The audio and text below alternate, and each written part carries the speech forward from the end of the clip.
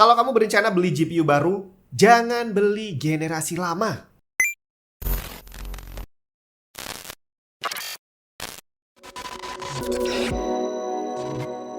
Halo semua, Jun di mana? Kalau mau beli GPU baru, enaknya beli yang generasi lama tapi masih brand new atau generasi yang baru dan baru sekalian. Sebenarnya kalau secara harga sih ya, harga rilis GPU generasi yang lama dan yang baru selama dia kelasnya sama, itu harusnya kurang lebih sama. Artinya RTX 2060 misalkan saat dirilis harganya $329. Nanti RTX 3060 kurang lebih saat rilisnya harganya juga sama. Dan waktu yang terbaru muncul dan yang lama masih ada, ya ini yang bikin bingung gitu ya. Secara penjual butuh ngabisin stok yang lama, terus stok yang barunya ya harus dijual juga. Akhirnya biasanya yang baru akan lebih mahal sedikit. Tapi di video kali ini kita nggak akan bahas tentang harga. Malah kita abaikan dulu aja soal harga karena harganya lagi nggak ngotak sekarang ya. Nggak turun-turun bre, lagi ditungguin turun. Malah harga Bitcoinnya naik lagi.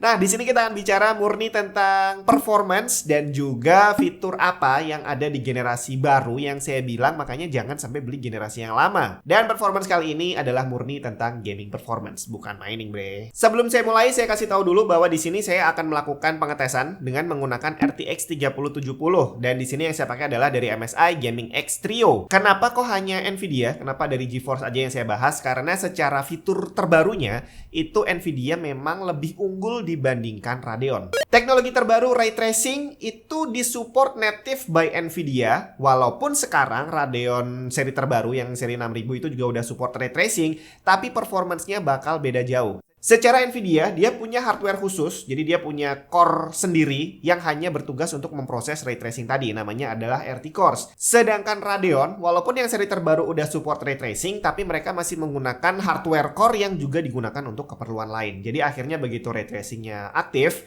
maka akan terlihat banget perbedaannya. Si Nvidia tidak akan terlalu drop performance-nya karena dia emang bekerja sendiri, sedangkan Radeon akan lumayan banyak dropnya karena mereka akan berbagi, nge-share loadnya antara grafis biasa dengan ray tracingnya.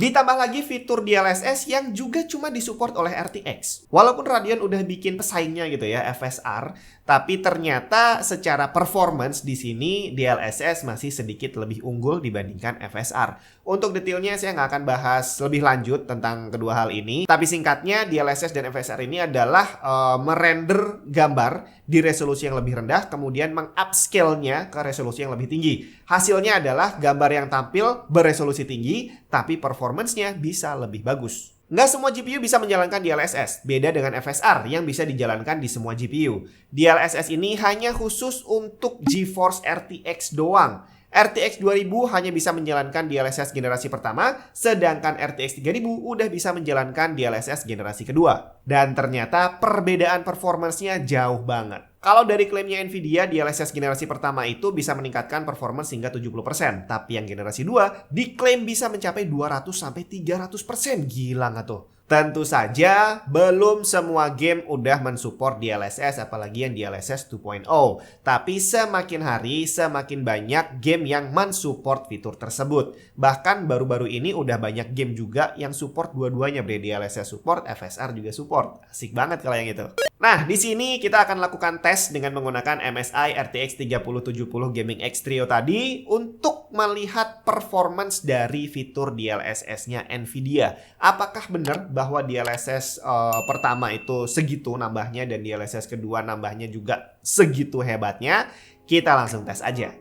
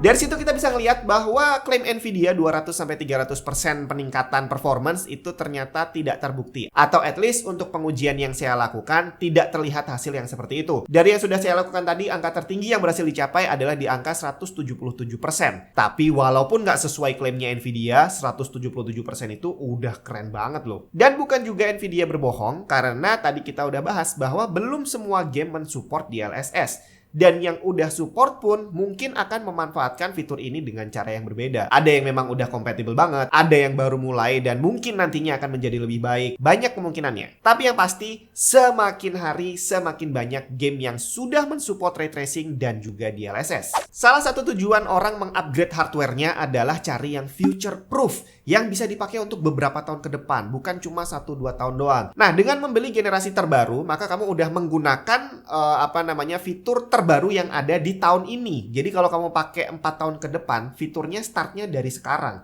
Tapi kalau sekarang kamu beli generasi yang 2 tahun yang lalu, ya jangankan 4 tahun lagi, sekarang aja udah ketinggalan zaman. Ditambah lagi soal harga sekarang lagi nggak ngotak. Skema urutan harganya udah nggak jelas lagi. Gaming performance udah tidak berbanding lurus dengan harga GPU-nya. Untuk lebih jelasnya kamu bisa tonton di video yang satu ini. Contohnya nih, RTX 3060 dan RTX 2060 itu secara harga mereka kurang lebih sama. Padahal kalau dipakai ngegame, performance-nya jelas jauh berbeda. Dan ini adalah alasan lagi untuk kamu tidak membeli GPU generasi lama. Karena duit yang kamu keluarkan kurang lebih sama kok. Tapi gimana kalau dana kamu terbatas dan akhirnya kamu hanya punya budget yang cukup untuk beli GTX 1070 misalkan, yang ada di harga berapa sekarang? 7 jutaan kali ya. Kalau saran saya, tabung aja dikit lagi. Secara harga GPU second juga lagi nggak normal bre. Harganya luar biasa mahal. Dan kalau misalkan kamu nabung sedikit dari 7 juta, bisa kamu tambahin jadi 10 jutaan misalkan. Kamu udah bisa dapat RTX seri 2000. Atau malah bisa juga dapat RX seri 6000. Jadi sekarang kamu tinggal bersabar aja. Karena kalau misalnya nanti kamu dari 7 juta nabung sedikit,